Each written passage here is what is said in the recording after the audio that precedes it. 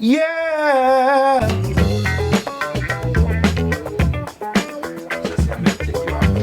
Baby Jesse said.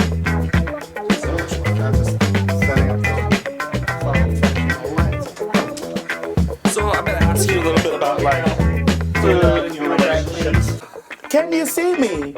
So you keep eye contact. All eye contact on Eye contact with you. me. So you ready, Fausto? We are rolling. Hi, baby. It's me. I'm TS Madison. I'm loud, live, and in color, honey. If you don't know who I am, you're sleeping under a freaking rock. I'm an entertainer, a comedian, a social. No, I'm going to say I'm a socialite because I'm really not a clubber unless I'm being paid. I don't do lots of things unless I'm being paid, you know. I'm an entrepreneur, a business lady, and just an all-around free spirit, and I love everybody, and I hope everybody loves me, and if they don't, they can kiss my entire ass. Nothing shocks and surprises me. I did one time, I told this before, I'm able to talk about it now because it's old. I was going to jump out of a birthday cake, I think, for Amy Osborne, this Kelly Osborne's older sister. The Osbournes are a fan of T.S. Madison, but you know Ozzy and his wife They were breaking up at that time, so we didn't get an opportunity to do it. But I was gonna come out that cake and everything naked at a private party. You know, I was gonna be naked. Yeah, no way. Yeah, yeah. Then that would have been a crazy gig. Let me just adjust this microphone. Oh, you want to just? Oh, It just keeps coming over. There we go. there we go.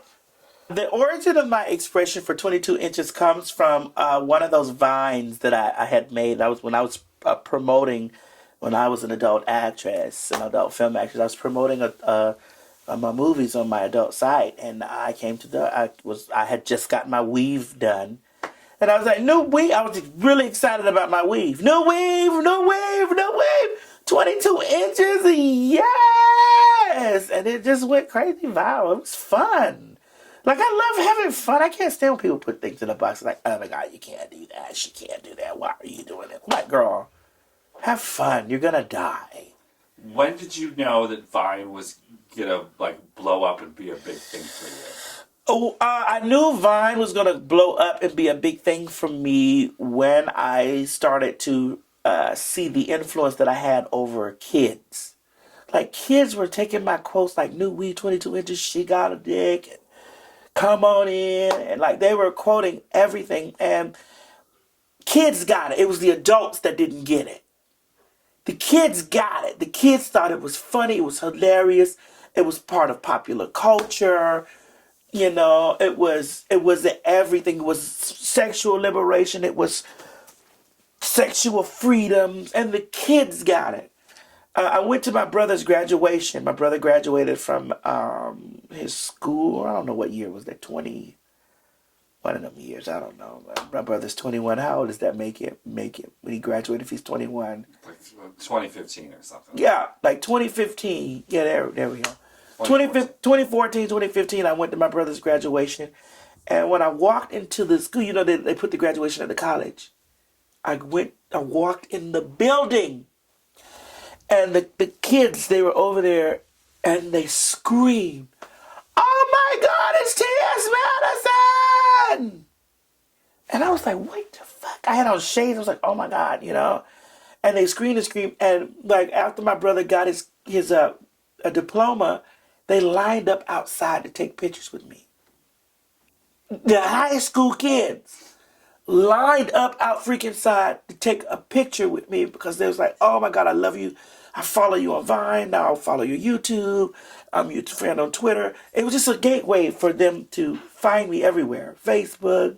Now you just said gateway, and my next question was, I was thinking to myself, there's always a lot of gatekeepers in life. The people that say, you can't go this way. And you've gone so many different ways. Oh, the gatekeepers could never keep me out because there's always a way to get in. There's always a back door, a side door, a window, a crack, a small way. And those gatekeepers are really unimportant now because the world is changing. And I'm happy to be a part of ushering in that change, you know. Even now, even though I've done things that have broken down walls and kicked stigmas out of the way, I'm still forever evolving, and I'm forever loud, laughing in color in your face. And, and I'm here to tell people, be your authentic self. If your authentic self is full of color, don't never change that. Be full of color. Even though they might not let you in the front door, bitch, go around the back. They'll let you in. Or make your own door and go in. Hello, everybody. Is it on? Is it on, honey? Is this thing recording? This is your girl, TS Madison. I'm sitting here loud, laugh, and in color, honey, behind the scenes on Cooking with Queens and Drag Queens and TS Madison, whatever.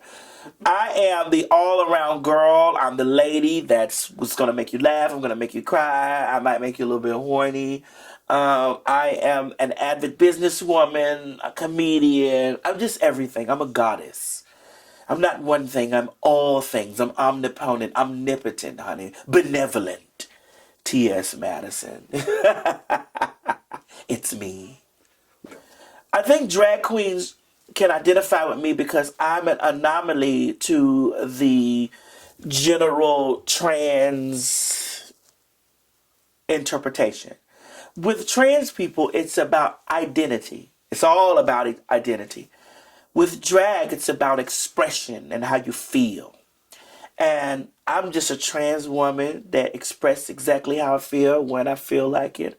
And I know what I identify as. I'm T.S. Madison. I'm like, you cannot put me in one box. I'm like an atom bomb, honey. I'm like a contained spirit that can't be contained. How about that? Like, I'm in the shell and I'm a trans woman, but I understand the drag queen. I can be a drag queen. I can be a trans woman. I can be a man. I can be a woman. I can be whatever I want to be. And that's what drag is. Drag allows you to be whatever you want to be.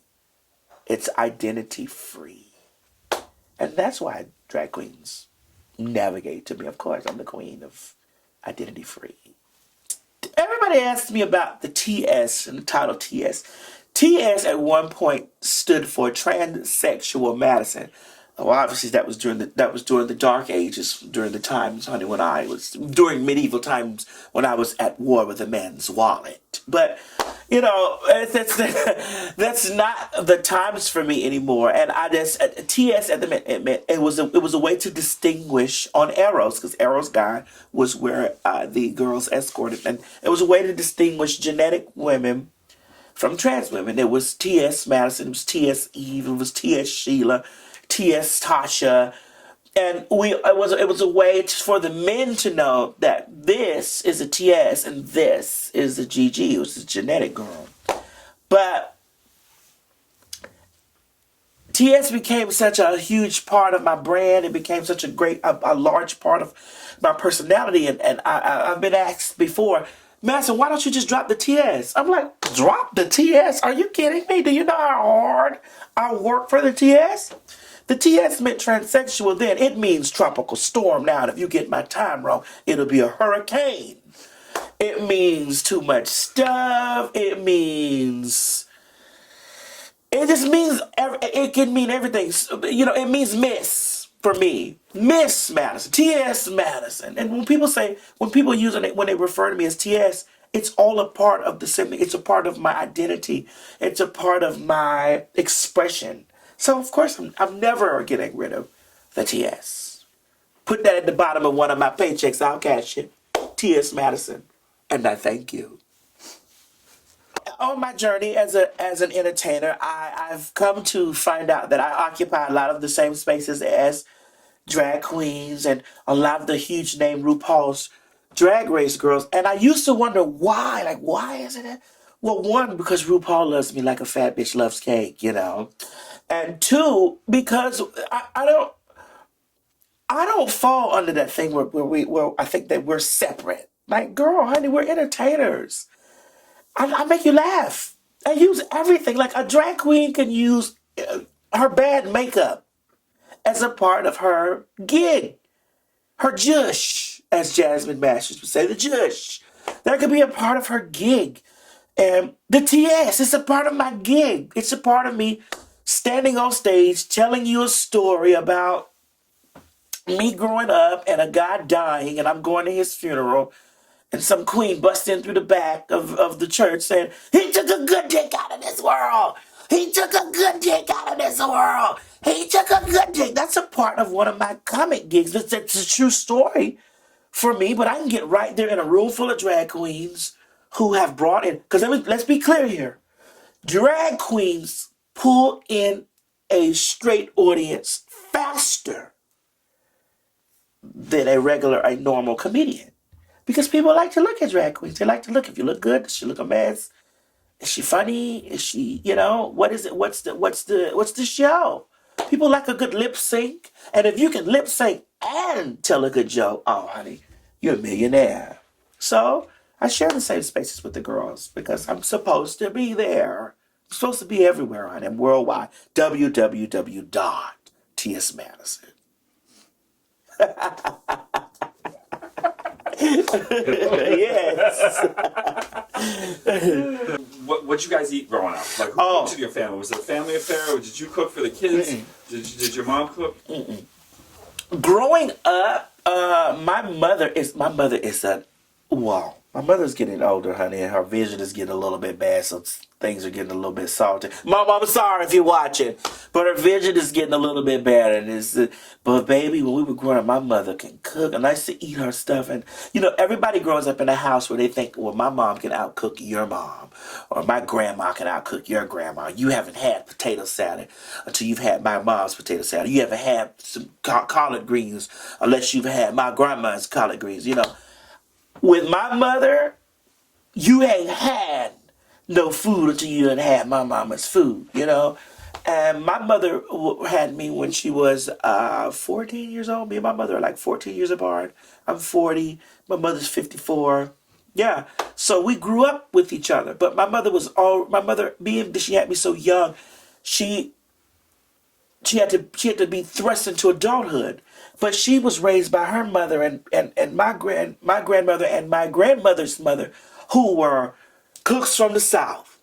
They can cook a pot of South meat that'll make you, if you don't eat pork, it'll make you go out there and snatch a pig a live pig off the farm and bring it home and say, please cook that goddamn fresh South meat for me, So we ate greens. I'm from Miami. We ate lots of seafood like crab and rice.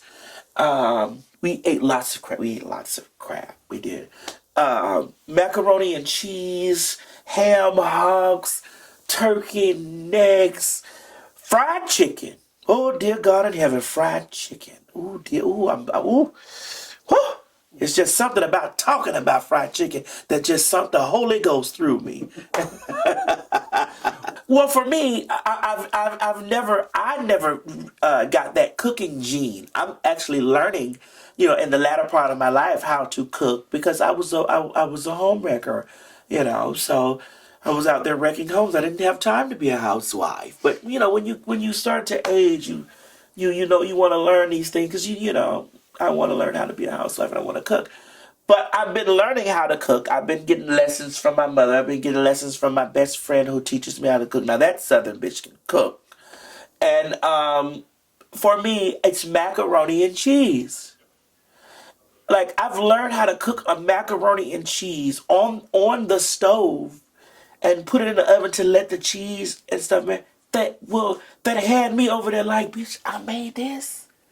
Dear God in heaven, if I get just a little more better, I will run my mama out of business. And that's my end goal, is to run my mama out of business for cooking, because I've always felt that she's the best cook in the world. But macaroni and cheese, chicken wings. I can make a sauce on a chicken wing out of grape jelly or peach jelly that my mother taught me how to make with peach preserves. She taught me how to make a spicy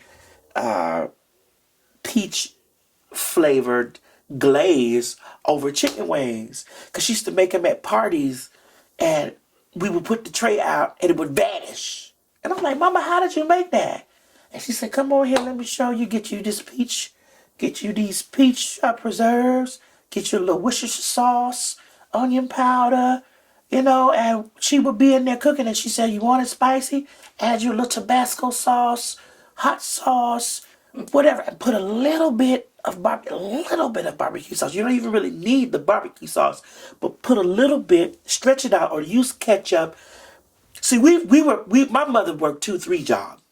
So when they had barbecue sauce, we had ketchup and Worcestershire that made a barbecue sauce. My mom, I just love her. Even talking about it just makes me feel like I appreciate my mom for that. But I learned how to make sauces, like sauces from her. And I can whip up a sauce, some chicken wings and macaroni and cheese real quick. When I was a kid, my mother, it was really nothing that I wouldn't eat. Like, how people now, like, I don't eat this and I don't eat that. My mom was like, you gonna eat everything on that plate or I'm tearing your behind up. But I loved every flavor that my mom brought into the kitchen. So it was really nothing that I wouldn't eat. Like, I love black eyed peas. Black eyed peas, oh my God, my mom's black eyed peas. I love black eyed peas. I liked okra. My mom used to make an okra gumbo, and I used to see people say, I don't eat okra. And, okra can be a bit slimy. But the way my mother would prepare the gumbo, the slime would, I can just taste it now. The way it was slimy, oh my God. I love beets. At first I was kind of on the fence with beets. No, my mom really didn't care for beets, but she would cook. If it was there to cook, and if she could afford to buy it, we were going to eat that. She was going to prepare a meal from that. And I like beets. So I don't know if I can answer that about not liking it, but I like everything. When I have guests over, and I don't want them to eat something, I just take it upstairs and put it in my room. Honey, you get limited space in the marvelous chateau in Atlanta, okay? But, I have a separate refrigerator that I have, sitting there. The people don't even really know it's a refrigerator because it looks like a little cabinet sitting over there, and I put the stuff in there. If you want to hide something from somebody, put it in plain sight. They won't even see it. But, I tell them, don't you touch this. Now, if you want me to tell you a story about hiding food, I have had my gay kids to live in the house with me, okay? And I used to go to this place in Atlanta called Houston's. It's currently called Hillstones now. And I don't know if you guys have ever been to Houston's or Hillstones, but they used to have this apricot glazed chicken.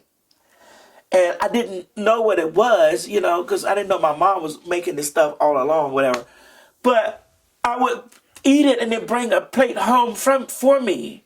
And I had like gay kids that would live in the house with me. And I would wake up the next day and my chicken would be gone. I would go upstairs and beat on their door. Get up right now. Get up. All you bitches is getting out of my house right now.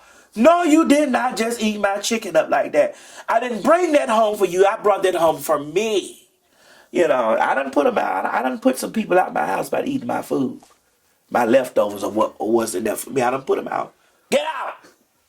Out of all my celebrity friends that I have, like, I love RuPaul because RuPaul's an idol to me, like as an idol. I don't worship Ru because I know he's not here. Well, she, because I refer her she, because that's how I envision her. I don't worship her as a god. I'm forever grateful to her for her presence, because her presence so heavily influenced my life. It so heavily influenced. Hey, baby. Her presence so heavily influenced my life. It so heavily influenced the way that I accepted myself.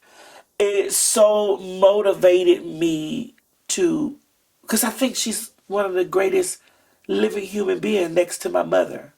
I think she's one of the greatest living human beings. And that's the way I see her. And I don't see anything bad about it. And if she did or said anything bad, I don't, not that I block it out. I don't see it, because I see an individual who inspired me to go out in the world, be my authentic self, and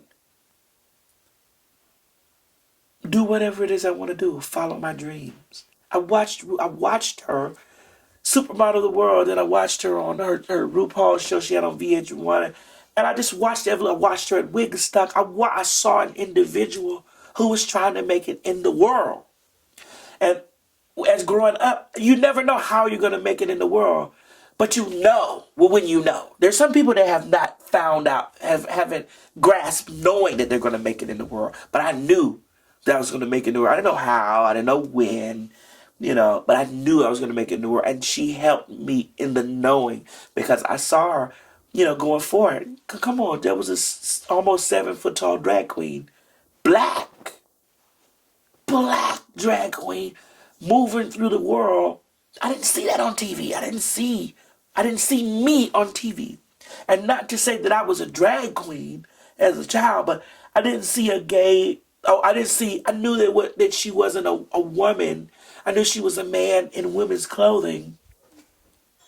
I just saw a reflection of myself on television. I don't know. I can't say RuPaul is a father figure to me because I see RuPaul as a woman. Even when she's out of geesh, I see her as a woman. I see her as a woman because I see myself. And I never saw myself as a man. So I don't see RuPaul as a man, even when she's completely out of drag. I don't see her as a man. I see her as a goddess to me. Like she's a goddess because I'm 5'6.5", 5'7". She's like 7 foot tall in heels. Like all of that stuff is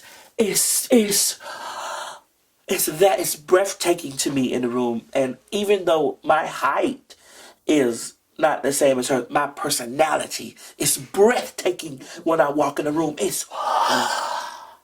So I see lots of myself. I see lots of myself on her. I see where my mother couldn't mother me in the world of LBGT because she didn't know. I felt that Rue mothered me into that. She mothered me into the world of LBGT because you guys don't have no idea. And when I got my opportunity to really be with her and get hug her neck and tell her how much that I appreciate her, I wanted her to know from my heart that was the genuine feeling from my heart. And I said, girl, I don't want to freak you out, but you was one of the first albums I bought. I followed you. Like I followed you. And this was way before social media. So I was following newspaper articles, television, stuff that you see in the grocery store, radio interview. I followed this stuff because I was like, who is this? Who is me? Who is this person that's me? Who is this? So she kind of raised me in this and didn't even know what she was doing. And I think now the way that my impact is on the world, for those that know me, because people out there say, I've never heard of you, well, bitch, wake your ass up because you fucking sleep. But for those people that follow me, I feel like that maybe I'm doing that for them. So I understand how the parental cycle works. You birth, you nurture, you educate, and you leave. And if you do it right, you never die.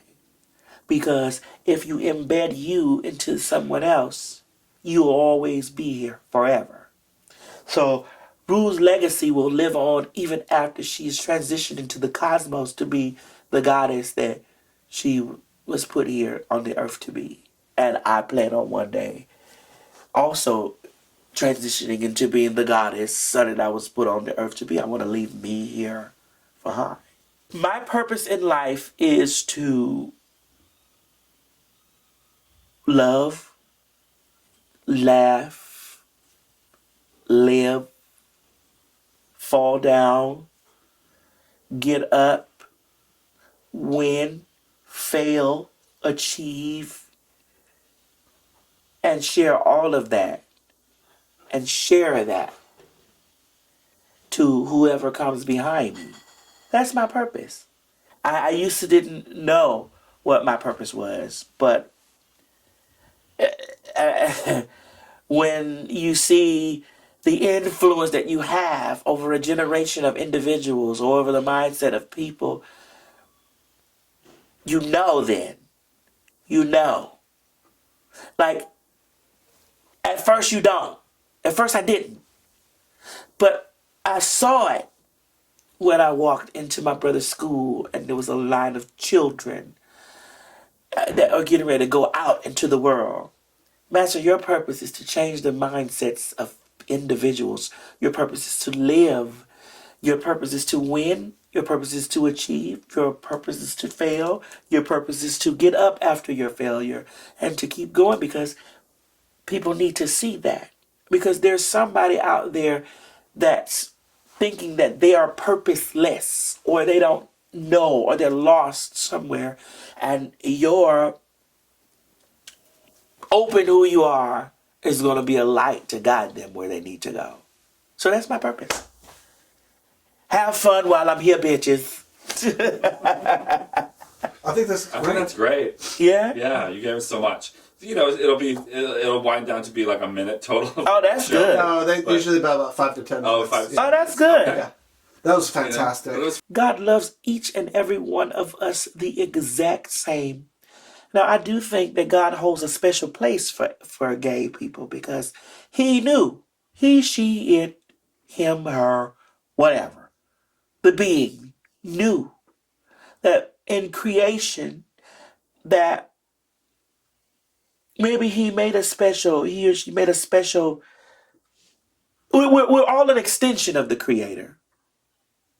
Never forget that. Even as gay ones, we're all an extension of the Creator. I think that we as LBGT people are the special part. Like we're the where there's pink, then there's fuchsia. Where there's blue, then there's indigo. Where there's purple, there's magenta. We are the loud expression of the benevolent being, you know. And I think that where they're going wrong is that they're so asphyxiated on a man-made book that is all hearsay, when we have to look that if the benevolent being, the omnipotent, omnipotent, all-powerful being didn't want us here, we wouldn't be here. So it's okay for you to love us. It's okay for you to accept us. It's okay for you to support us. It's okay, because if he didn't want us here, we wouldn't be here. We all are here together. We're just different. We're all are some form, some extension, some piece.